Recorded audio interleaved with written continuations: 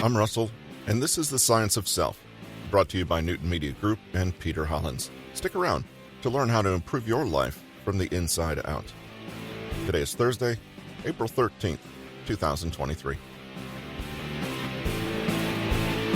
With Peter Hollins' help, we've been training ourselves to think like a genius, which is the title of the book featured today. And today, we're going to be talking about Rene Descartes, a French philosopher and mathematician who's considered to be the father of modern philosophy. Descartes' best known for his statement, "I think, therefore I am," which is often used to illustrate the importance of doubt and skepticism in philosophy. We'll be discussing Descartes' life, work, and legacy, and how to apply his thought process to our everyday life. Thanks for joining us today.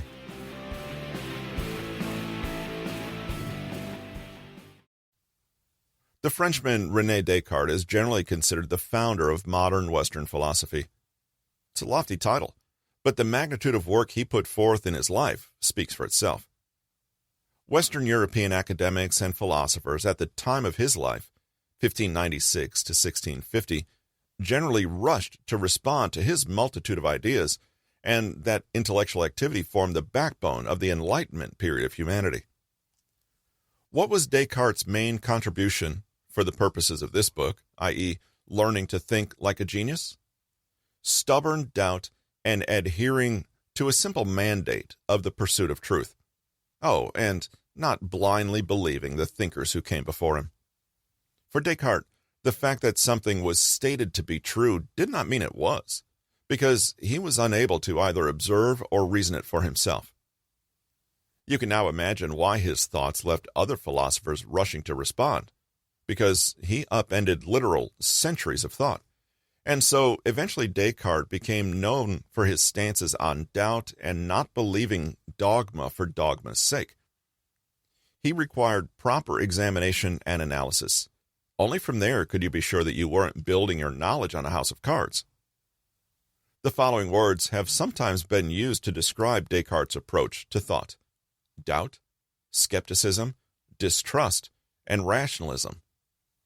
All he wanted to do was discover and understand. You could see this approach as not trusting in others, but rather it was Descartes' way of gaining a sense of certainty. Without certainty in what we're saying through proof or experience, nothing can be taken as truth, and truth is all Descartes ever wanted. Starting from zero. Descartes suggests that it's pointless to claim that something is real or exists unless we first know how such a claim could be justified as a true belief. But to say that our beliefs are justified, we have to be able to base them, ultimately, on a belief that is itself indubitable. Such a belief could then provide a firm foundation on which all subsequent beliefs are grounded and could thus be known as true. But how could we know that those beliefs are grounded and true? This seems like it could devolve into circular thinking, but those final beliefs must be based on what is provable or observable. Essentially, Descartes prompts a chain of asking, "But how do you know?" until you can point to a direct experience or real evidence. Can you think of a highly popular institution that this approach might conflict with, especially with events like the Spanish Inquisition burning people for heresy barely a century past? That's right, religion, which tends to be based on faith and the very absence of proof. Although Descartes remained a committed Catholic throughout his life, you can imagine how controversial his writings were for the time. For reference, his contemporary, Galileo Galilei, was famously found guilty of heresy by the Catholic Church for his views on how the earth revolved around the sun in 1633. Ironically, Descartes' method of doubting was aimed at defending the Catholic faith and using reasoning and logic to confirm the truth of the religion. However, the Enlightenment marked an erosion of the Church's authority and influence, so perhaps Descartes had the opposite effect that he intended. This brings us to where Descartes can help inform our goals of adopting genius qualities. He brings together elements of critical thinking, healthy skepticism, and doubt to ensure that we're seeing reality for what it is. Descartes can help us find the truth in everyday life just by shifting our perspective to one of slight doubt. It's not to say that you shouldn't be trusting, but simply reserving judgment at first is a powerful weapon in seeking happiness and making fulfilling decisions. It's a life philosophy of caution, looking before you leap, and measured decisions. Some others might possess the philosophy of never saying no, or carpe diem, seize the day.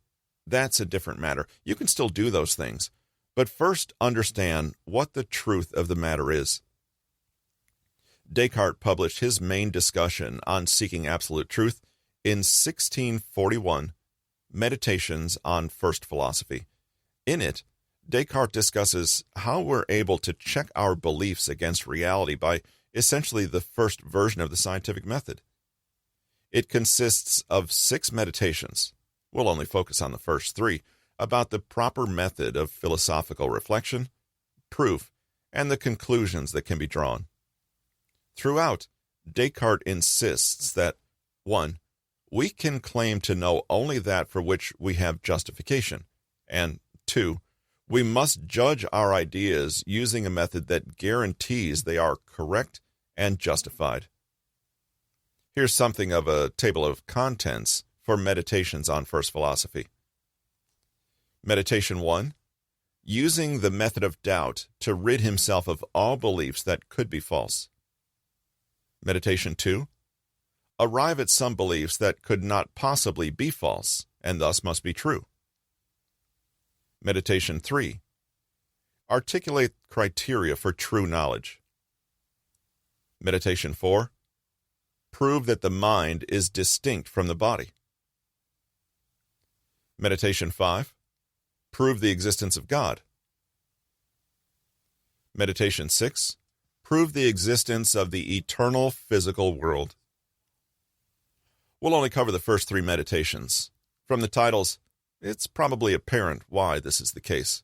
They are the meditations more directly concerned with finding truth and living life through a lens of critical thinking. The first 3 meditations work together sequentially through a sort of process of elimination. First, you rule out falsehoods. Second, you sort through what's left. Third, you make a judgment based on what you find. It's a methodical way of thinking that, if applied correctly, allows you to understand the world more accurately. We'll go through each of the 3 meditations in detail. Meditation 1. In his first meditation, Descartes focuses on distinguishing between what is true and what is false. To complicate matters, the fact that you've experienced something does not mean it's true. This is because of our senses, prejudices, biases, or perceptions. Everyone has their own version of truth, but that is not the truth.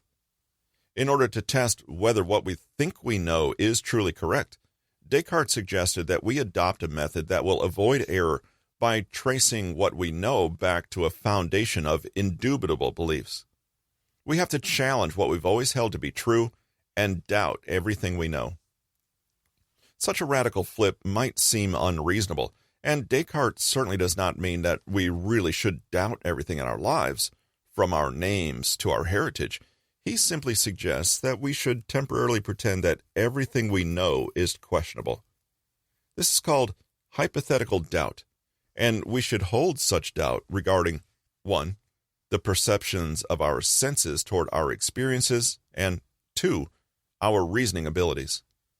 As Descartes puts it, but inasmuch as reason already persuades me that I ought no less carefully to withhold my assent from matters which are not entirely certain and indubitable than from those which appear to me manifestly to be false, if I am able to find in each one some reason to doubt, this will suffice to justify my rejecting the whole. And, for that end, it will not be requisite that I should examine each in particular, which would be an endless undertaking, for, owing to the fact that the destruction of the foundations of necessity brings with it the downfall of the rest of the edifice, I shall only in the first place attack those principles upon which all my former opinions rested. Translation: Descartes was the ultimate naysayer and contrarian, so he made the decision that he would no longer hold beliefs that had the slightest amount of doubt surrounding them. Logically, this would lead to knowledge and truth that was absolute. Practically speaking, this would be troublesome at best, but this was the essence of Descartes' famous method of doubt. Descartes recognized the impracticality of disavowing all the knowledge he'd been taught and even observed. The sky is blue, right? So he created broad categories of beliefs. The first category consisted of beliefs that he had learned through his own senses. Surprisingly, he considered that the senses did not impart absolute truth. You can see that the sky is blue. Everyone can observe the same thing, right? Not exactly. All that up to the present time I have accepted as most true and certain, I have learned either from the senses or through the senses. But it is sometimes proved to me that these senses are deceptive, and it's wiser not to trust entirely to anything by which we have once been deceived. On many occasions, I have in sleep been deceived by similar illusions, and in dwelling carefully on this reflection, I see so manifestly that there are no certain indications by which we may clearly distinguish wakefulness from sleep that I am lost in astonishment. We do not know that what we experience through our senses is true. At least we're not certain of it. And we cannot tell when our senses are correctly reporting the way things really are and when they are not. So the best thing to do is to doubt whether any knowledge can be based on our sense experiences. Descartes didn't believe his senses, and this is best exemplified in his analysis of dreams. In a nutshell, dreams lead to a certain type of experience, yet they do not represent reality. But it is often impossible to distinguish between dream experiences and waking real-life experiences. Therefore, this experience is not a reliable source of truth and knowledge. Descartes is not saying that we are merely dreaming all that we experience, nor is he saying that we cannot distinguish dreaming from being awake. His point is that we cannot be sure that what we experience as being real in the world is actually real. Recall that the second portion of Descartes' method of doubt involved reason. This is to say that our reasoning abilities cannot always be trusted. This is a self-evident truth, as we're always subject to cognitive biases, skewed perspectives, and simple errors. This is what is typically referred to as the demon problem, whereas earlier we had the dream problem.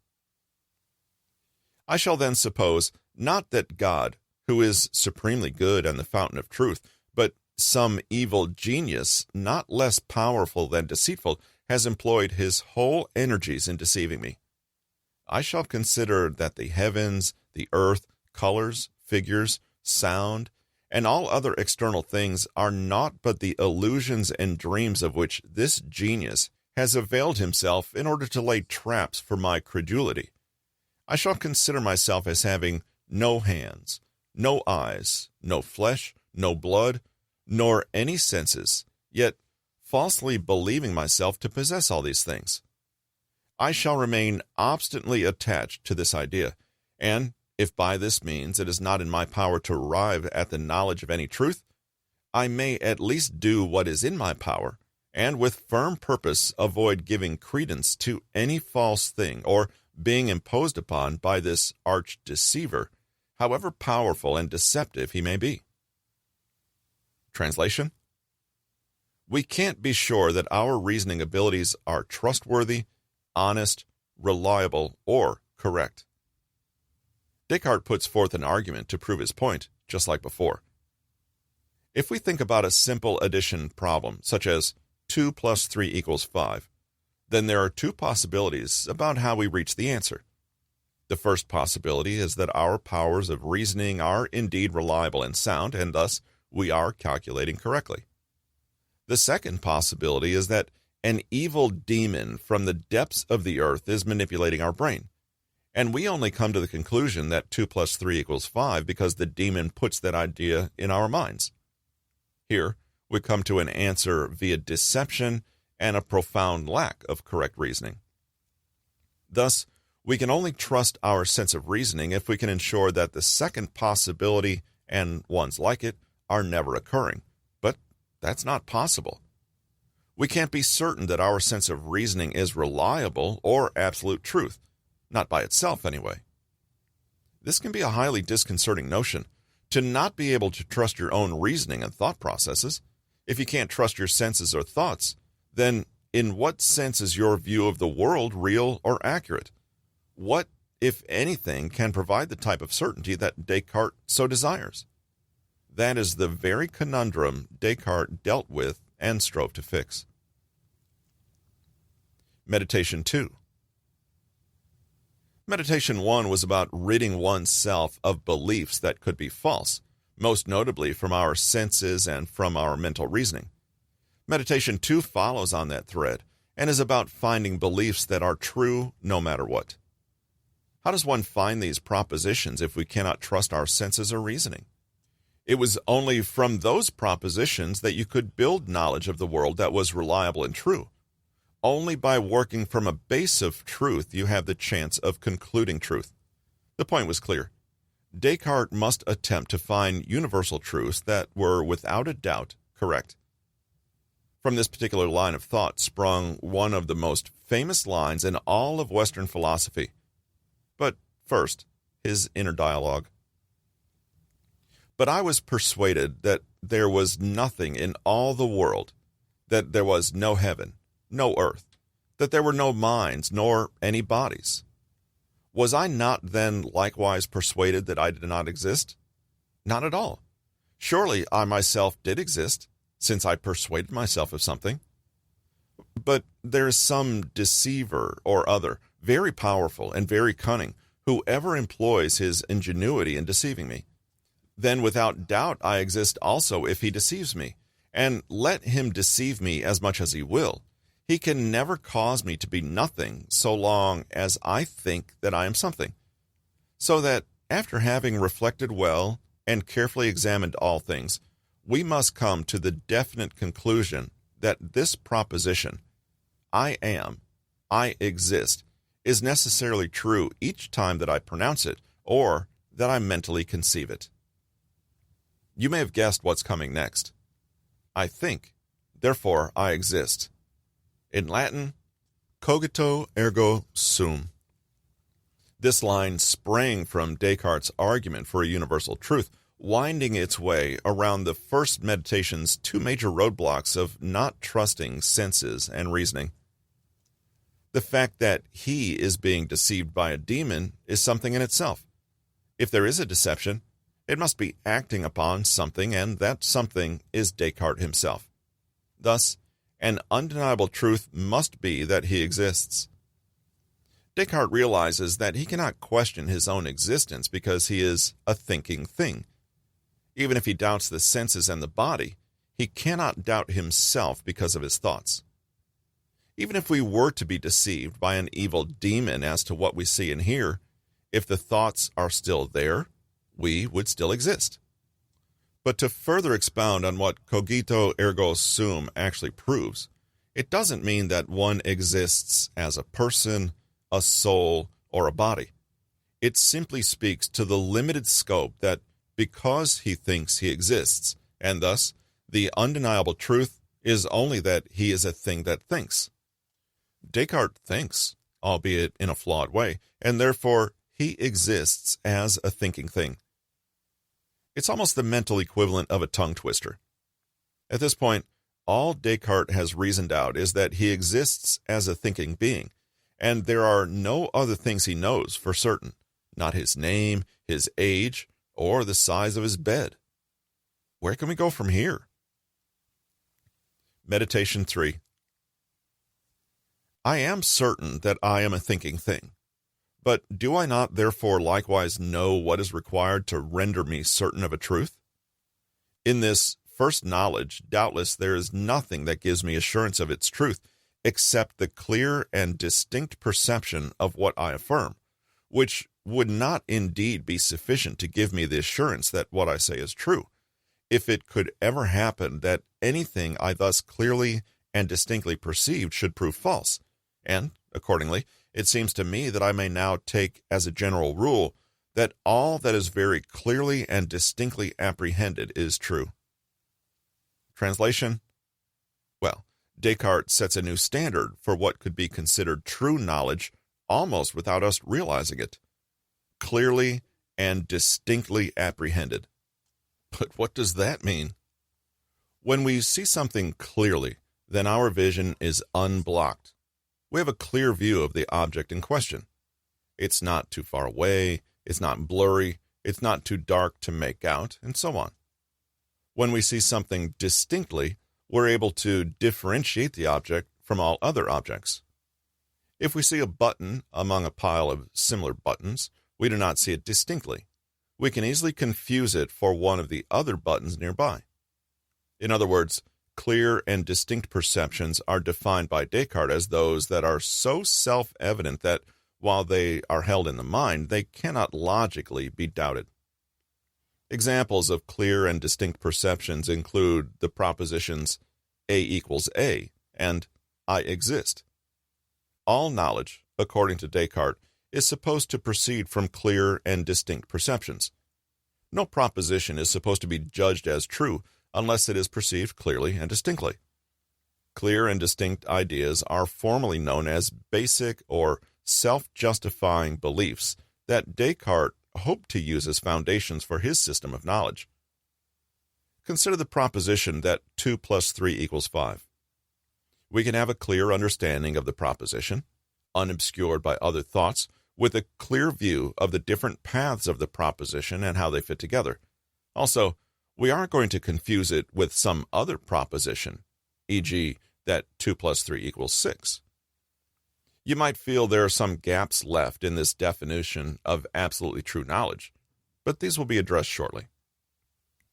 From what we know in Meditations on First Philosophy thus far, our senses and reasoning are unreliable, and the only thing we can know is that we ourselves are a thing that thinks, because we're thinking right now. This allows us to infer that, since cogito ergo sum is clear and distinct propositions are the base of true knowledge. Or does it? How can we say that clear and distinct propositions are indeed the most basic truth that exists? How can we be prevented from going down a further rabbit hole when we know that our most basic thoughts and senses are unreliable? How do we know the demon can't corrupt our thoughts on A equals A?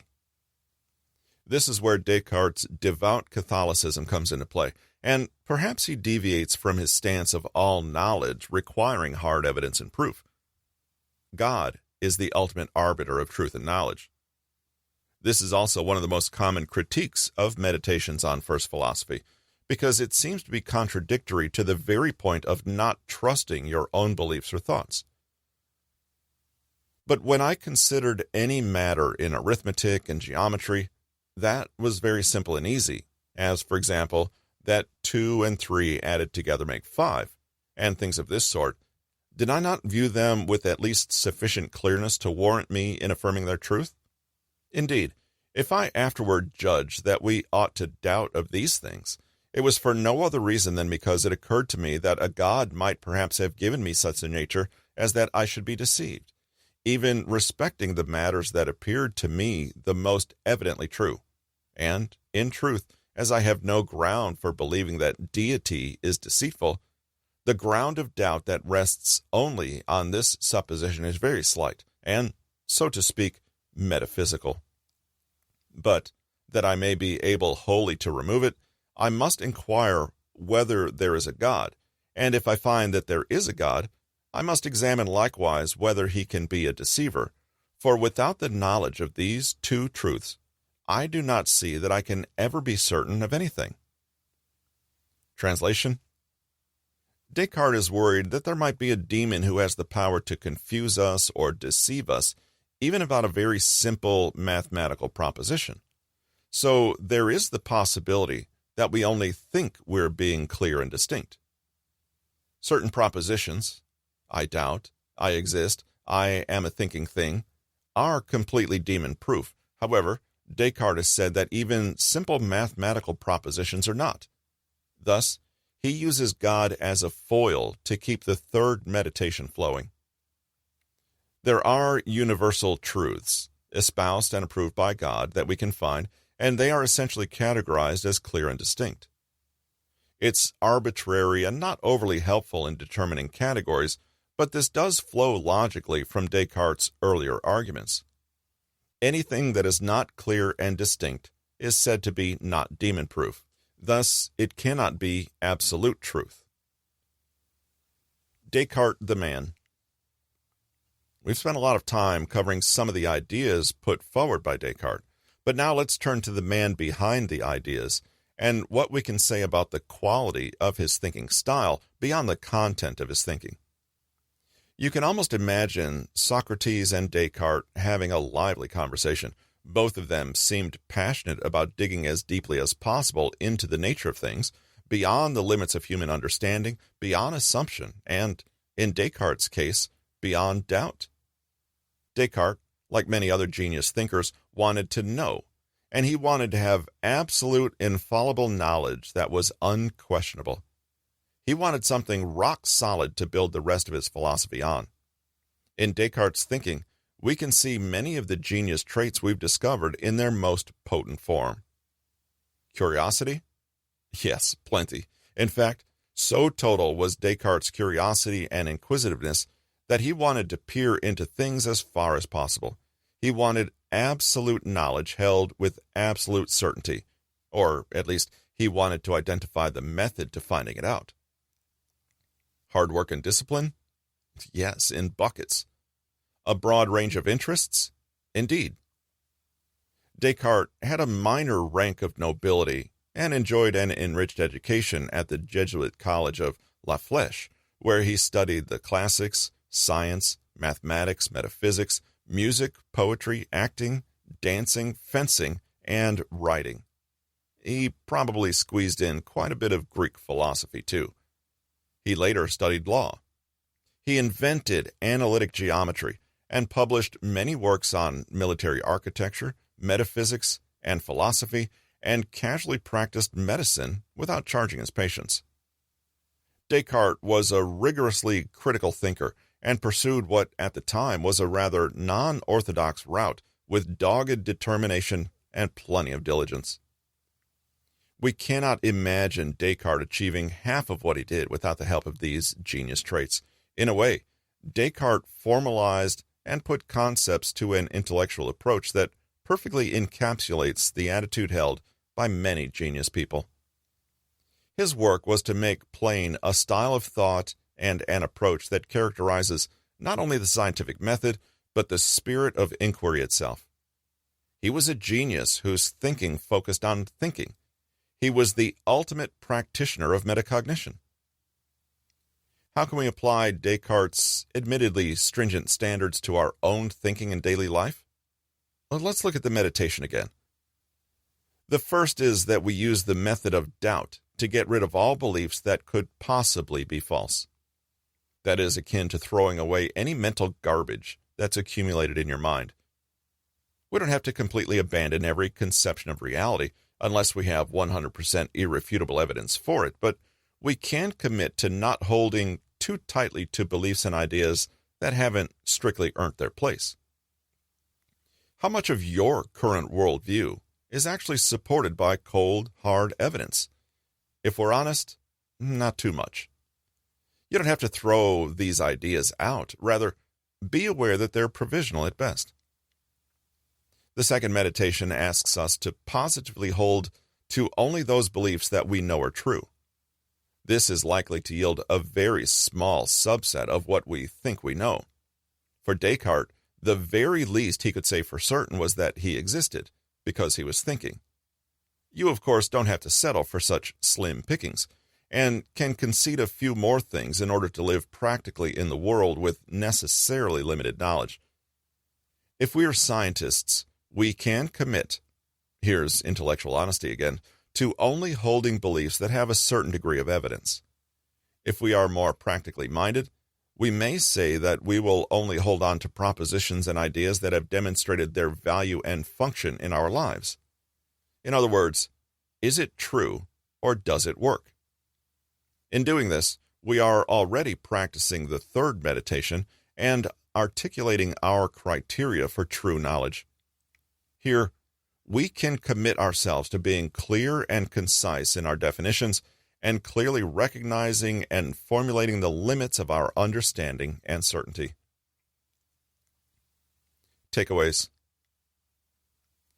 Descartes' genius traits included intellectual honesty, curiosity, diverse interests, and non-conventional thinking. French-born Rene Descartes is widely considered the father of Western philosophy and greatly advanced many metaphysical concepts still in use today. Descartes' genius was to start, like Socrates, from a point of complete ignorance, i.e., to begin in absolute doubt and work his way to true knowledge one step at a time, using rational and logical thought. In 1641, he published his Meditations on First Philosophy, the first 3 meditations of which are designed as exercises to help a person use the method of doubt to discard false beliefs. Meditation 1. Find those beliefs that could not possibly be false. Meditation 2. And devise some rock-solid criteria for what constitutes true knowledge. Meditation 3. This approach is essentially an early form of the scientific method, as it outlines a path to true knowledge by removing everything that can be doubted and focusing on that which cannot logically be false and, therefore, must be true. It's via this path that Descartes believed he built a sound philosophy. In the first meditation, we use hypothetical doubt to tease out truth from the inaccuracies of our own perceptions, as well as the flaws and limits of our reasoning faculties. We can practice this sentiment by reminding ourselves that we can always be wrong, and to take doubt as a starting point rather than to make assumptions. Meditation 2 is about finding out what is true once all that is false is removed from the equation. This is where Descartes' famous Cogito ergo sum proposition comes about, explaining that at the very least, he knew he was in fact thinking, and that proved he existed. From this we're led to Meditation 3, which discusses the criteria for universal knowledge as those things perceived clearly and distinctly.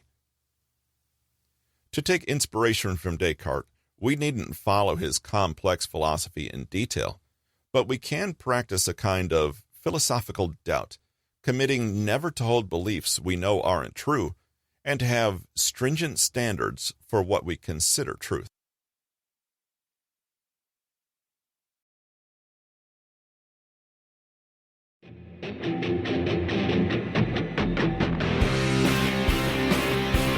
You've reached the end of another episode of The Science of Self. Connect with us at newtonmg.com. And don't forget to sign up for the author's newsletter and to receive his free materials at bit.ly/Peter Hollins. See you next week.